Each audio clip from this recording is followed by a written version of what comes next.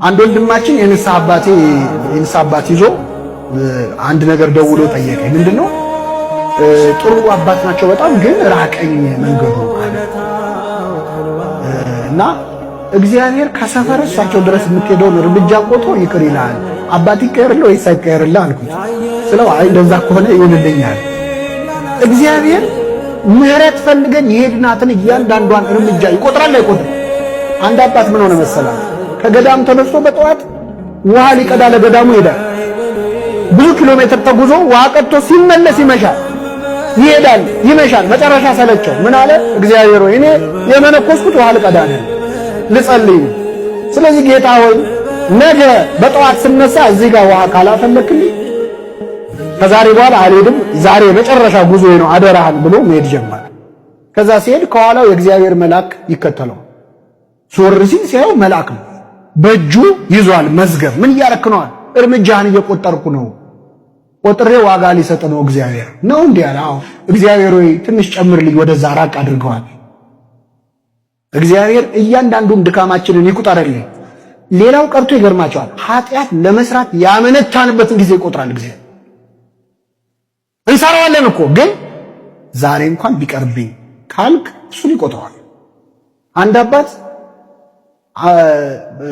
ከስራቸው አንድ ረድ ነበረ የሚያገለግላቸው፣ ከኔ ጋር ናቸው አይደል? እና እሳቸው ጸልየው ሳያሰናብቱት አይተኛም ነበር። አንድ ቀን ግን ሊሰናበት ቡራኬ ሊቀበል ሲመጣ እኛ አባት እንቅልፍ ወስዷቸው ጥሎ እንዳይሄድና እንዳይተኛ ቡራኬ ሳይቀበል መተኛት ከበደው እና በቃ ቁጭ ብዬ ልጠብቃቸዋልና እዛው ቁጭ ብሎ እንቅልፍ ወሰደው። እሱም መጨረሻ ላይ በኋላ እኛ አባት ቀድመው ስለተኙ ቀድመው ነቁ። ሲነቁ ሲያዩት ተኝቷል፣ ግን ራሱ ላይ 7 አክሊሎች የብርሃን አክሊል ተደርጎለት አማተቡ፣ ደነገጡ። ከዛ በኋላ አንተ ተነስ ብለው ቀሰቀሱት። እሱ ሲነቃ አይ አክሊሉን አይ። ከዛ ምን ሆነ ነው ትናንት ምን ተፈጽሞ ነበር ብለው ጠየቁ።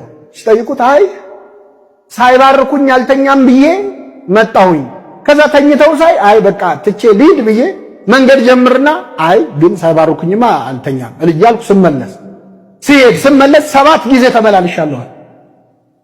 እግዚአብሔር አክሊል የሰጠው ለመመላለሱ ኃጢአት ላለመስራት ዛሬ ቅርብኝ እስቲ እንደው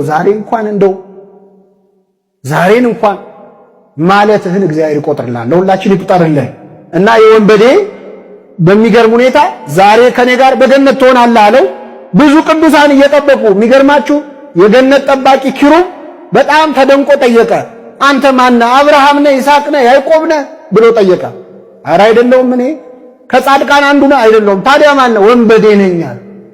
ታዲያ የእሳት ባህሩን እንዴት አልፈ መጣ አለው ይላል ግብረ ሕማማት ላይ ቅዱስ ያዕቆብ ዘስሩግ ነው የጻፈው። አይ እኔማ የደሙን ማህተም ሰጠኝ ብሎ የክርስቶስን የደሙን ማህተም አሳየው። አይ እሱን ከያዝክማ ግባ አለው። ስጋውን ደሙን ተቀብለን የማናልፈው በራለ የለም፣ ለመቀበል ያብቃል። ስለዚህ ወንበዴ በቀረችው ዕድሜ አሁን ይኸውላችሁ 3 ሰዓት ውስጥ 20 ደቂቃ 30 ደቂቃ ውስጥ ነው ነፍሱን ያዳል። እኛ ለንስሐ ሲሆን ጊዜ የለኝም እንላለን።